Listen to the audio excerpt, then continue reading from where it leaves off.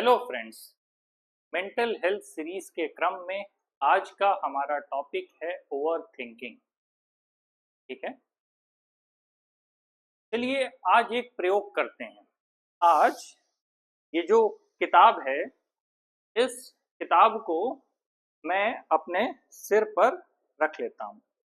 ठीक है, और आज हम कोशिश करेंगे कि पूरे सेशन में इस किताब के साथ मैं ऐसे ही चलता रहूं और एक बुक मैं और अपने सिर पे रख लेता हूं। अब मैं इसके साथ पूरा वीडियो बनाने की कोशिश करूंगा, तो बताइए कि क्या ये पॉसिबल हो पाएगा। तो ठीक इसी तरह जब हम अननेसेसरी थॉट्स अपने ब्रेन में रखते हैं तो हमारी सिचुएशन कुछ इस तरह की होती है। इन अ सिंपल वे, ये हमारे थॉट्स हैं, ये हमारे इमोशंस हैं, ये हमारे कंबाइंड परसेप्शंस हैं, ये हमारे दूसरों के बारे में जजमेंट्स हैं। इसका मतलब जब हम अपने थॉट में अननेसेसरी चीजें एडिड करते हैं तो ये सिचुएशन ठीक ऐसी सिचुएशन बन जाती है। तो क्या मैं इसके साथ अपनी नॉर्मल लाइफ को मूव कर सकता हूँ? क्या मैं ऐसे ही पूरा सेशन ले सकता हूँ? तो मेरा जवाब होगा नहीं, क्योंकि मुझे हैवीनेस फील हो रहा है। तो ठीक इसी तरह जब आप ओवर थिंकिंग में होते हैं तो आप हैवीनेस फील करते हैं। अगर यही unnecessary thought, unnecessary emotions, unnecessary judgments मैं उठा के साइड में रख दूं तो फिर मेरी लाइफ इजी हो जाएगी।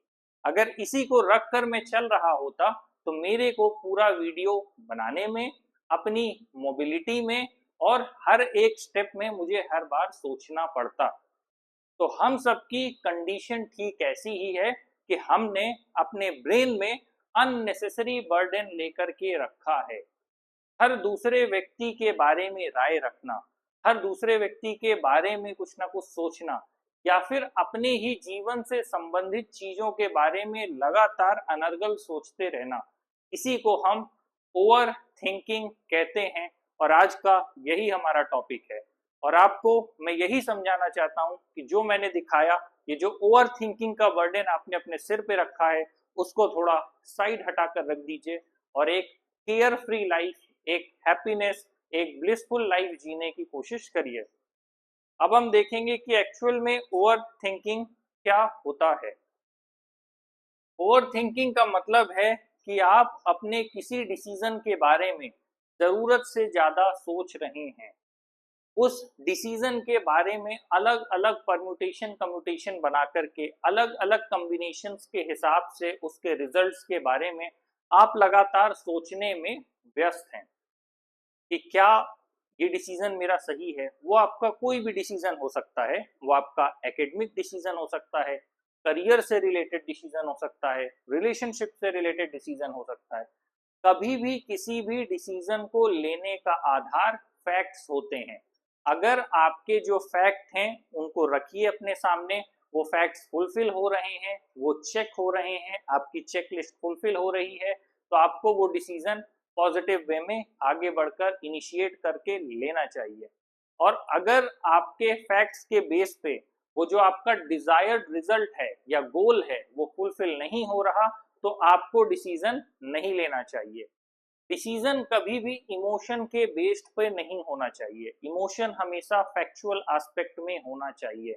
जब आपके सारे चेक बॉक्स टिक हो जाएं तो आप वो डिसीजन लेके प्रोसीड कर सकते हैं, और अगर नहीं हो रहे हैं तो आप बैकफुट पे जा सकते हैं। लेकिन जब हम उस डिसीजन के बारे में बिना किसी फैक्ट्स के, बिना किसी प्रॉपर सिर पैर के, बिना किसी प्रॉपर स्ट्रक्चर डिजाइन के बस सोचते चले जाते हैं तो प्रॉब्लम होती है। एक छोटा सा एग्जाम्पल है।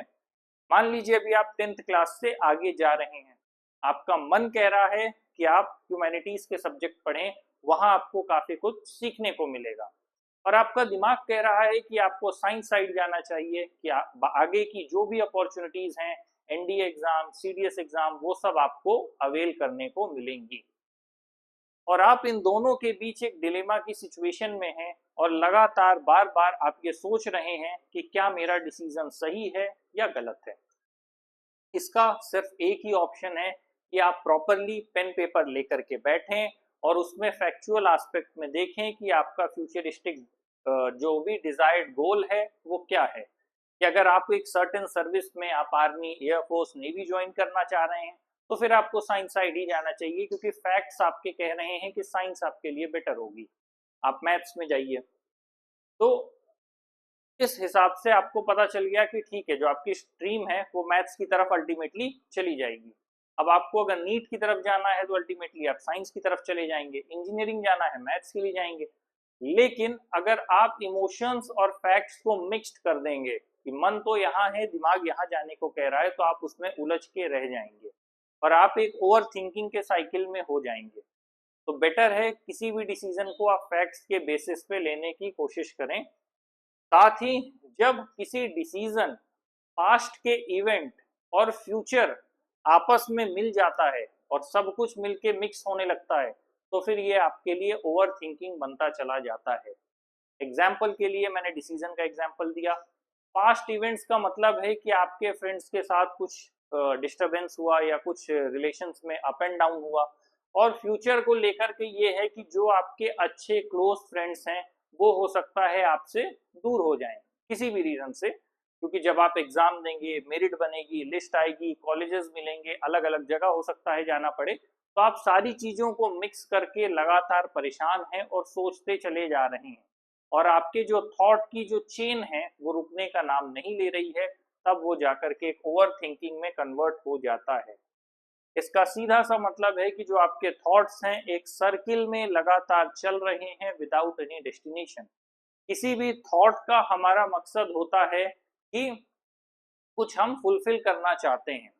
इसीलिए कहा जाता है कि एक आइडिया तब तक किसी काम का नहीं है जब तक उसे एग्जीक्यूट ना किया जाए। किसी आइडिया का मतलब है कि हमारे पास कोई थॉट है, लेकिन उस थॉट को अगर हमने एग्जीक्यूट करके कुछ बिल्ड नहीं किया, कुछ नहीं बनाया, तो वो हमारे किस काम का। इन सिंपल वेज एजुकेशन का पर्पस क्या है? एजुकेशन का पर्पस तो सिर्फ हमारा यही है ना कि हम उसको मॉनेटरी वैल्यू में कन्वर्ट कर सकें। इस एजुकेशन को लेकर के हम अपनी लाइफ में कुछ ऐसा बना पाए जिससे हमें प्रॉपर रिटर्न मिले। तो अगर हम अननेसेसरी सोच रहे हैं और उसका कोई डेस्टिनेशन पॉइंट नहीं है, तो वो ओवर थिंकिंग में आएगा। और कई बार ऐसा आपको लगेगा कि आप लगातार इन इवेंट्स के बारे में, इंसिडेंट्स के बारे में सोच रहे हैं और उसकी वजह से आप किसी कंक्लूजन पे पहुंच रहे हैं, तो ऐसा नहीं है। ओवर थिंकिंग का मतलब है कि आप सिर्फ सोचते चले जा रहे हैं और उसका कोई सोल्यूशन आपके पास नहीं है। अब जो चीज आपके हाथ में नहीं है उसके बारे में सोच के भी आप क्या कर लेंगे? तो आप ओवर थिंकिंग में अपने आप को जितना डालेंगे, आपकी एंजाइटी उतनी ज्यादा बढ़ती चली जाएगी। अगेन, क्या साइंस है कि ये ओवर थिंकिंग है? क्योंकि थिंकिंग और ओवर थिंकिंग के बीच में थोड़ा ही डिफरेंस होता है। कहने का मतलब थिंकिंग तब तक ठीक है जब तक आप किसी कॉन्सेप्ट पे, किसी बुक पे, किसी टॉपिक पे, किसी एक सर्टेन एस्पेक्ट पे सोच रहे हैं। एग्जाम्पल, अगर आपने कोई नॉवेल पढ़ा, आपने कोई बुक पढ़ी, आपने कोई डेटा पढ़ा, कुछ भी ऐसा पढ़ा, उसके बाद आप बैठ के सोच रहे हैं, ये थिंकिंग के प्रोसेस में है। लेकिन जब थिंकिंग इतनी बढ़ जाए कि आप और कोई काम में फोकस ना कर पाए, तब ये ओवर थिंकिंग हो जाएगा, और जिसमें आप लगातार सर्कुलर एस्पेक्ट में सोच रहे हैं बिना किसी डेस्टिनेशन के, और हर एक कॉन्वर्जेशन को आप रिप्ले करके अपने ब्रेन में देख रहे हैं। एग्जाम्पल के लिए, आप स्कूल से घर आए, आपकी जो भी बातचीत हुई दोस्तों के बीच में, अब आप सोच रहे हैं कि आपके दोस्त ने आपसे ये कहा, फिर उसने ऐसा क्यों कहा, इसके कहने का ये मतलब क्या था, आसपास के लोग थे, किसी ने उससे कहने को तो नहीं कहा, तो क्या क्या पॉसिबिलिटीज हो सकती हैं। आप इन सारी पॉसिबिलिटीज को कैलकुलेट कर रहे हैं, जो कि अल्टीमेटली आपको लेकर के जा रहा है कहाँ? ओवर थिंकिंग की तरफ। आप हमेशा सोचते रहते हैं व्हाट इफ, अगर ऐसा हो गया तो क्या होगा, अगर मैंने पेपर दिया है, अच्छा नहीं गया तो क्या होगा, कहीं मैं पेपर में फेल तो नहीं हो जाऊंगा, कहीं मेरे नंबर तो नहीं कम आ जाएंगे, कहीं मेरे टॉपर से नंबर कम तो नहीं रह जाएंगे। मतलब आप हर एस्पेक्ट में सोचते चले जा रहे हैं जिसका कोई अंत नहीं है। क्योंकि वही बात है कि एक बार आपने किसी चीज को दे दिया, किसी एग्जाम को दे दिया, तो अब आपके पास अपॉर्चुनिटी नहीं है उसको वापस कुछ भी करने का। एग्जाम से पहले ये सोचना कि मुझे अच्छे से पढ़ना है, ये समझदारी है, और एग्जाम हो जाने के बाद उसके बारे में सोचना एक तरह से मूर्खता है। तो बेहतर ये है कि आप एग्जाम होने तक अपने आप को संयमित रखें। एग्जाम जब आपने दे दिया, उसके आगे का जो रिजल्ट है, जो कंक्लूजन है, वो आपके हाथ में नहीं है। तो इसीलिए लगातार व्हाट इफ सोचना बंद करें कि ये से ये होगा, या कोई मेरे साथ क्या करेगा, मेरे दोस्त यहाँ चले जाएंगे क्या होगा, मेरा फ्यूचर क्या होगा, अगले दिन का क्या होगा, हमें कुछ नहीं पता। लाइफ अनसर्टेन है, तो हमारी कोशिश ये होनी चाहिए कि बस हम अपने काम पे फोकस करें। आज के कल क्या होगा, व्हाट इफ, किसी को नहीं पता। अगेन, जब लगातार ये जो थॉट्स आपके ब्रेन में रन करते रहते हैं, तो आपकी जो सांस लेने की जो रफ्तार है वो बढ़ जाती है। आपका हार्ट अल्टीमेटली थ्रॉबिंग सिचुएशन में आ जाता है, इसकी हार्ट बीट बढ़ जाती है, पल्स रेट बढ़ जाता है। तो आप एक एंजाइटी के सिचुएशन में हैं, आप लगातार ओवर थिंकिंग कर रहे हैं, उसके बारे में सोचते चले जा रहे हैं, जिससे प्रॉपर आप नींद नहीं ले पा रहे और आपकी स्लीप साइकिल भी डिस्टर्ब हो जाती है। और यहाँ तक कि आप अपने छोटे छोटे लिए गए डिसीजंस को बार बार रिग्रेट करने लगते हैं। अब अगर आपने किसी को कुछ खराब बोल दिया, या आपने अपने शब्दों के तर्कस से विष बुझे बाण किसी के ऊपर छोड़ दिए, तो वो जख्म करेंगे ही, उन्हें आप वापस नहीं ले सकते। तो बेहतर है कि जो किसी भी एक्शन को लेने से पहले आप 2 बार सोचें, और अगर अब आपने एक्शन ले लिया है, डैमेज हो चुका है, तो उसके बारे में सोचने का कोई फायदा नहीं। किसी को आपने कुछ बुरा कह दिया, आपने किसी को हर्ट कर दिया, तो अब आप वापस उसे ठीक नहीं कर सकते। इसीलिए जो अपने छोटे छोटे डिसीजंस हैं उसको थोड़ा अवेयर होके उसको फुलफिल करने की कोशिश करें, और हर छोटे डिसीजंस पे रिग्रेट करना बंद करें, क्योंकि बार बार आप जितना सोचेंगे उतना रिग्रेट करेंगे, जितना रिग्रेट करेंगे उतना सोचेंगे, और ये एक साइकिल में बन जाएगा। अगेन, अपने फ्यूचर को लेकर के आप डरे हुए हैं, एम्बेरस हैं, या आप डर रहे हैं कि मेरा भविष्य में क्या होगा। अगेन वही व्हाट इफ थिंकिंग, अगर मेरे नंबर कम आए तो मुझे स्ट्रीम नहीं मिलेगी, स्ट्रीम नहीं मिलेगी तो मैं आगे जॉब में नहीं जा पाऊंगा, जॉब में नहीं जाऊंगा तो लोग क्या कहेंगे, लोग क्या कहेंगे, रिलेटिव क्या कहेंगे, मेरे घर वाले क्या सोचेंगे। आप बस सोचते चले जा रहे हैं बिना किसी सिर पैर के। तो ये अल्टीमेटली ओवर थिंकिंग है। लगातार चेन ऑफ थॉट्स बनने देने से बचने की कोशिश करना चाहिए। अगर ऐसी सिचुएशन क्रिएट हो रही है कि सारे जो थॉट्स हैं वो एक चेन में हैं, तो कोशिश ये होना चाहिए कि उसे काट के आप बाहर निकलें, या उसको किसी एक डेस्टिनेशन तक पहुंचाने की कोशिश करें, जिससे कि आप लगातार उलझने से बच सकें। ये हार्मफुल क्यों है? ओवर थिंकिंग हार्मफुल इसलिए है कि जब आप लगातार ऐसी सिचुएशन में रहते हैं, तो आपको एंजाइटी होने लगती है, साथ ही आप बर्नआउट फील करते हैं। आपसे कोई कुछ बात करेगा, आप झल्लाए हुए रहेंगे, आप किसी सोच में खोए रहेंगे, किसी ने आपसे नॉर्मल बात करने की कोशिश की, आप उस पर चिल्ला पड़ेंगे। ये सारी सिचुएशंस क्रिएट होती हैं just because of over thinking. वो आपके स्ट्रेस लेवल को भी बढ़ाएगा, एंजाइटी को बढ़ाएगा, बर्नआउट करेगा। साथ ही साथ ये आपके कॉन्फिडेंस को खराब करेगा, और आपकी जो भी क्रिएटिविटी है, काम करने की क्षमता, वो अल्टीमेटली नीचे को जाने लगेगी। तो हमारा ब्रेन प्रॉपर फंक्शनिंग करता रहे, इसीलिए हमें अपनी मेंटल हेल्थ का ध्यान रखने की जरूरत है। इसीलिए मैंने पूरी ये मेंटल हेल्थ सीरीज इसीलिए बनाई है कि अगर किसी भी तरह की प्रॉब्लम है तो आप उसे देखें, फाइंड आउट करें, उसका सोल्यूशन लेने की कोशिश करें, और अगर पॉसिबल है तो अपने पेरेंट्स, अपने टीचर्स, अपने फ्रेंड्स, अपने मेंटर्स को कांटेक्ट करें। नहीं तो उसके बाद थेरेपिस्ट और साइकोलॉजिस्ट, साइकाइट्रिस्ट का ऑप्शन भी ओपन है। अगेन, आप अपने किसी पास्ट के इवेंट में, किसी इंसिडेंट में खोए हुए हैं। वो इंसिडेंट अच्छा भी हो सकता है, वो इंसिडेंट बुरा भी हो सकता है, दोनों में से किसी भी तरह का इंसिडेंट है, क्योंकि पास्ट बस पास्ट ही रहेगा। आप उसे अपने साथ कितना भी घसीट लें, वो आपका भविष्य नहीं बन सकता। अगर सुखद पास्ट था तो आप सोचें भविष्य भी ऐसा होगा, पॉसिबिलिटी 0 है।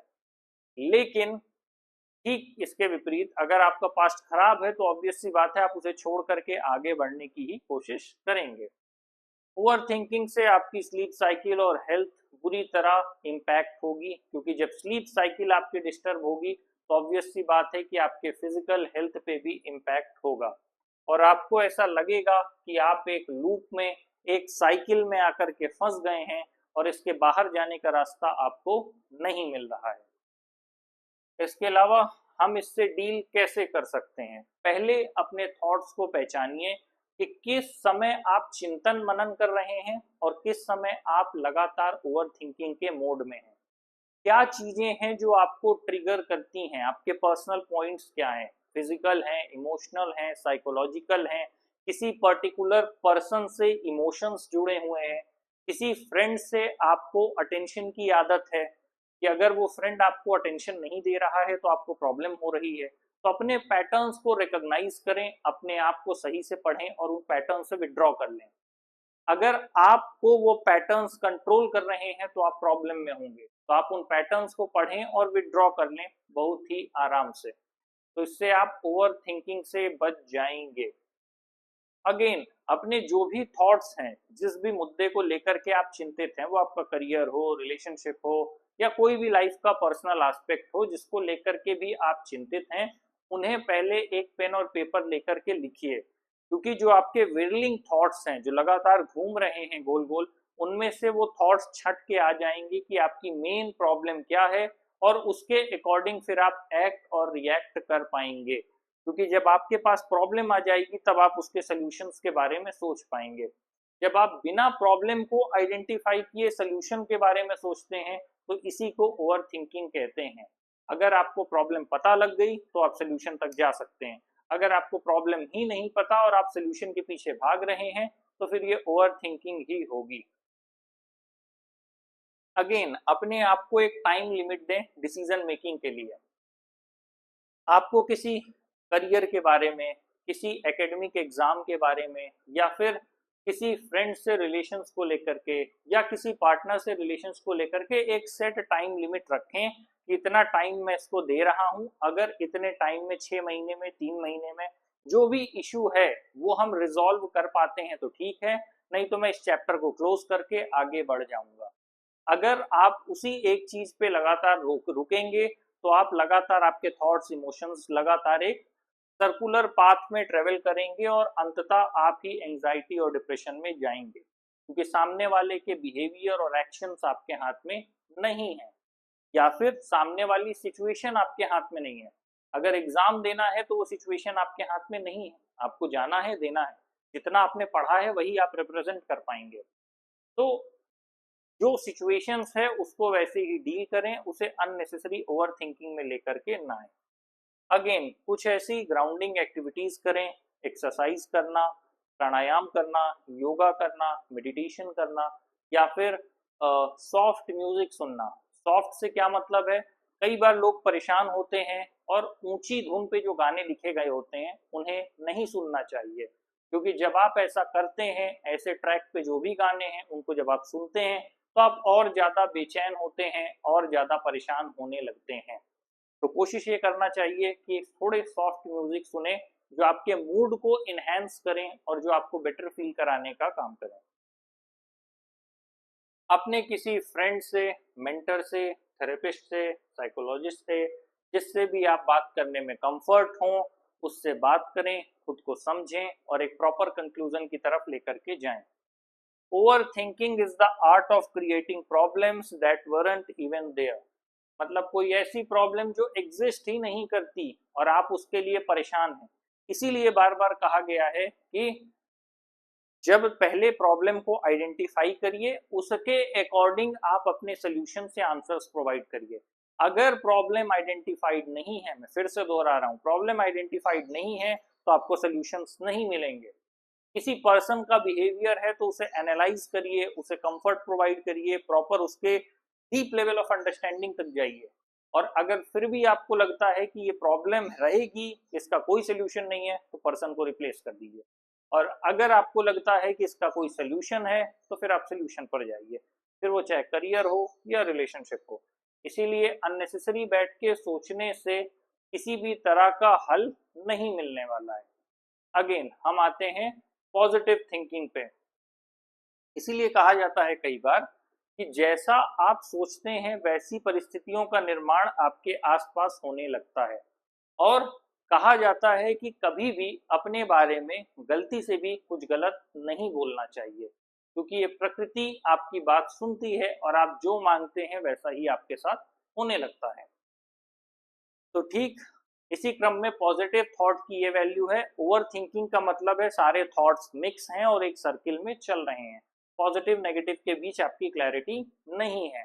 तो जब आप थॉट्स में क्लैरिटी लाएंगे, एक बैलेंस लाएंगे, तब आप अपने पास पॉजिटिव थॉट्स को रख पाएंगे और आपके पॉजिटिव अप्रोच होगा हर चीज को लेकर के, जिससे आप प्रॉपर रिजल्ट्स गैदर कर पाएंगे। ठीक है। अगेन एक ऐसा माइंडसेट बनाइए जो हर परिस्थिति में अच्छा ही देखता है। मैं नहीं कहूंगा कि हर परिस्थिति अच्छी होती है और हर परिस्थिति में जो चीजें आपके साथ हुई वो अच्छी हैं, नहीं, परिस्थिति भी बुरी होती है, लोग भी बुरे होते हैं, लेकिन आपको उस परिस्थिति से निकलना है किसी भी हालात में, इसी का नाम जीवन है।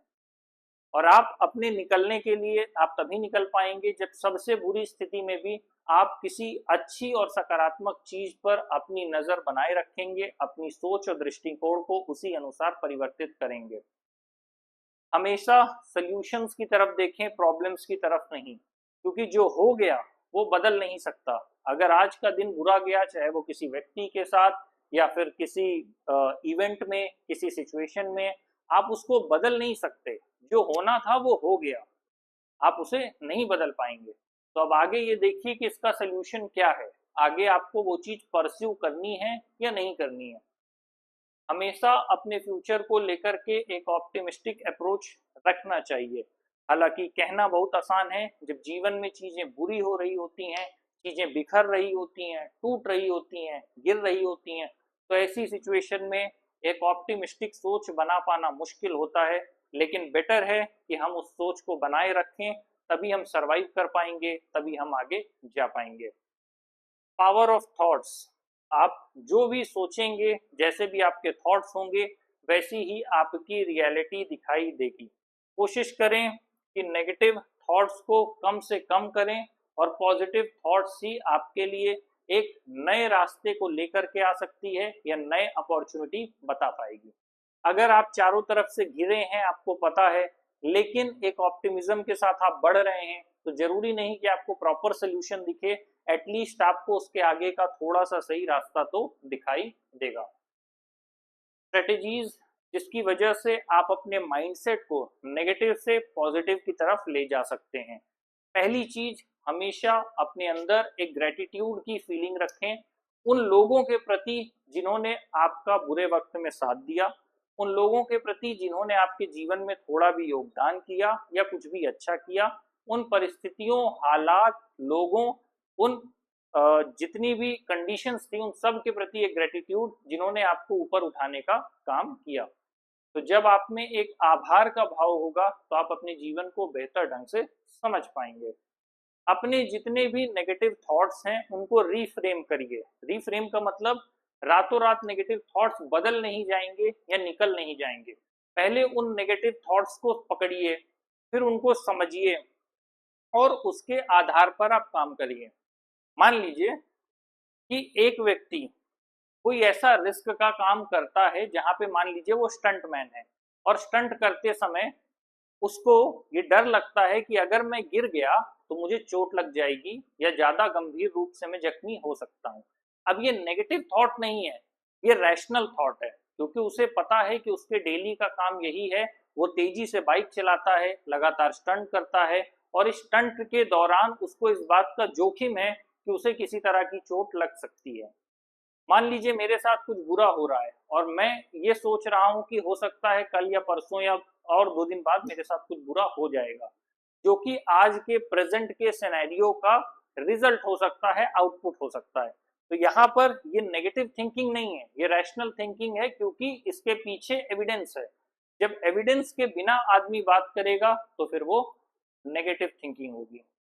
तो इसीलिए अपने थॉट्स को समझें पहले। अगर वो थॉट्स नेगेटिव हैं बिना किसी वैलिड रीजन के, तो उसको रीफ्रेम करें और पॉजिटिव थॉट्स से कन्वर्ट करें। और साथ ही पॉजिटिव एफर्मेशंस का प्रयोग करें। सुबह जल्दी उठें तो भी अपने कुछ एफर्मेशंस रखें अपनी लाइफ के लिए। थ्रू आउट द डे जब आप बुरा फील करें, बर्नआउट फील करें, तो कुछ एफर्मेशंस अपने लिए होने चाहिए जो आपको पॉजिटिव डायरेक्शन में लेकर के जाएं। कुछ चीजें हैं जो कि आपको डे टू डे लाइफ में करनी चाहिए। हर दिन प्रैक्टिस करिए, एटलीस्ट अपने बॉडी के लिए टाइम निकालिए, अपनी मेंटल हेल्थ के लिए टाइम निकालिए, अपनी इमोशंस को सेटिस्फाई करने के लिए टाइम निकालिए। Either it is a good movie और अ गुड सॉन्ग और एनीथिंग एल्स। कोई भी आपको इमोशनल हैप्पीनेस देने के लिए रेस्पॉन्सिबल नहीं है। जिस दिन आप अपने इमोशनल हैप्पीनेस को दूसरे पर्सन में रख देंगे, मान के चलिए कि आपका वो सबसे बुरा दिन होने वाला है, क्योंकि ऑल ऑफ द सडन कोई भी पर्सन कभी भी शिफ्ट हो सकता है, कभी भी चेंज हो सकता है। तो ऐसे में कोशिश ये करिए कि अपने आप को इंडिपेंडेंटली आप संभाल पाएं और अपनी थॉट्स को एक स्ट्रक्चर्ड वे में रख पाएं। तो अगेन इस पूरे सेशन को अगर मैं सम अप करूं तो मैं सिर्फ इतना कहूंगा कि अपनी थिंकिंग अप्रोच को पॉजिटिव रखिए, अपने थॉट्स को ऐसा रखिए कि जो आपको हैप्पीनेस प्रोवाइड करें।